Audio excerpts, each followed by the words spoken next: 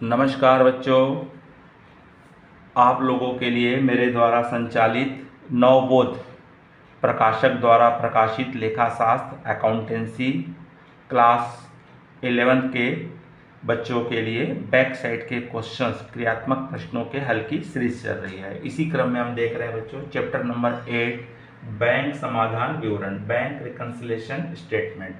आज देखेंगे हम क्वेश्चन नंबर 2।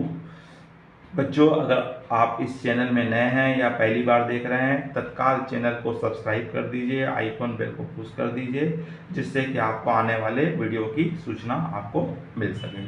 चलो बच्चों, देखते हैं क्वेश्चन नंबर 2 क्या कह रहा है और ये किस प्रकार से सॉल्व किया जाएगा। तो बच्चों, सबसे पहले यहाँ पे क्वेश्चन नंबर 2 में बोला हुआ है, क्लियर कर लीजिए क्वेश्चन नंबर 2। 31 मार्च 2006 को राम की रोकड़ बही का बैंक स्तंभ में 2000 रुपये शेष दिखा रहा है। कैश बुक के बैंक कॉलम का डेबिट शेष है 2000 रुपीज़। पासबुक से मिलान करने पर ज्ञात हुआ कि 500 रुपये के चेक जो उसने बैंक में जमा कराए थे 31 मार्च तक संग्रहित नहीं किए गए। तो ये कौन सा आइटम है बच्चों? घटने वाला पहला आइटम है, deposited cheque but not credited in the passbook. उन्होंने 350 रुपये चेक दिए जो उस दिन बैंक में भुगतान के लिए प्रस्तुत नहीं किए गए। तो ये जुड़ने वाला पहला आइटम है, check issued but not yet presented for payment.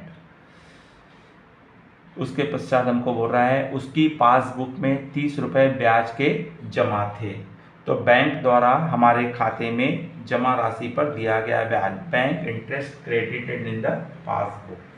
तो इस तरह से बच्चों हमको यहाँ पे 3 आइटम दिए हैं और उसके आधार पर आपको बैंक समाधान विवरण बनाने के लिए कह रहा है।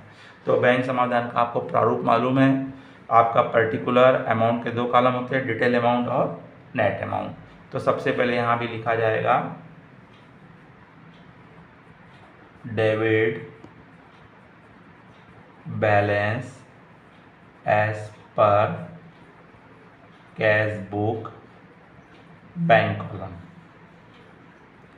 Bank columns.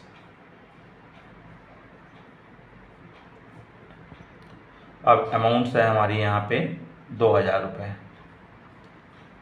अब कुछ आइटम हमारे प्लस होंगे और कुछ आइटम हमारे क्या हो जाएंगे बच्चों? माइनस होंगे।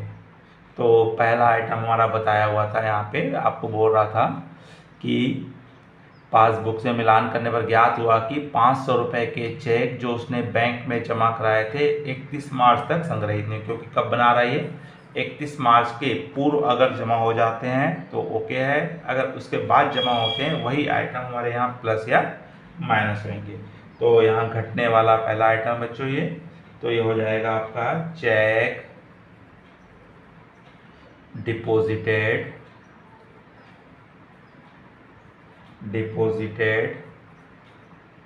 but not collected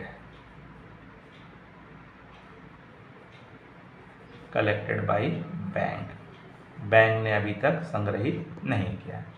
और अमाउंट है इसकी आपके 500 रुपये।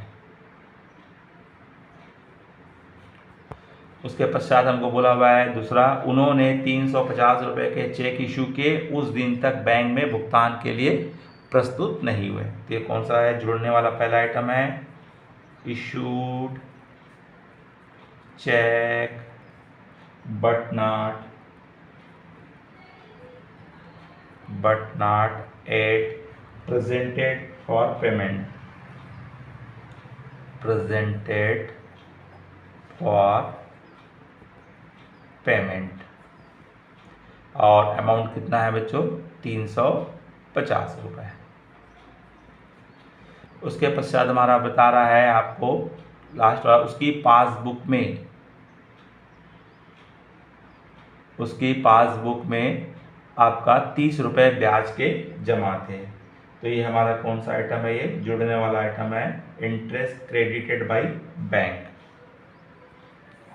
इंटरेस्ट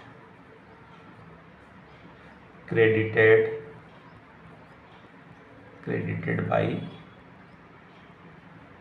बैंक,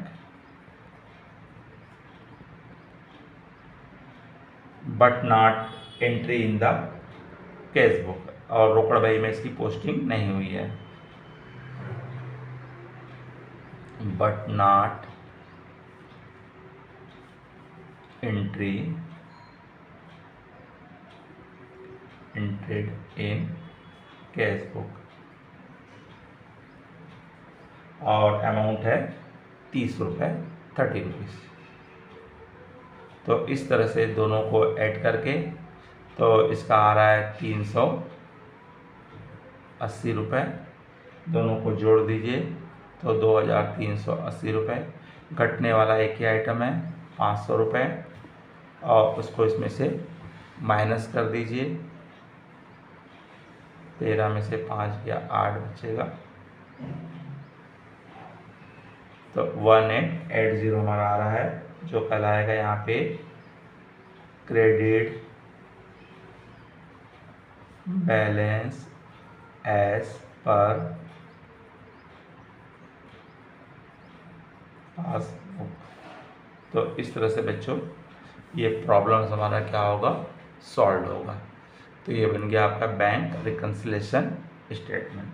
चलिए बच्चों, अगर समझ में आया होगा तो लाइक कीजिए, अपने अधिक से अधिक मित्र साथियों को शेयर कीजिए, और कमेंट्स बॉक्स में जा कर के अपनी राय अवश्य दीजिए। नमस्कार, जय हिंद, जय भारत।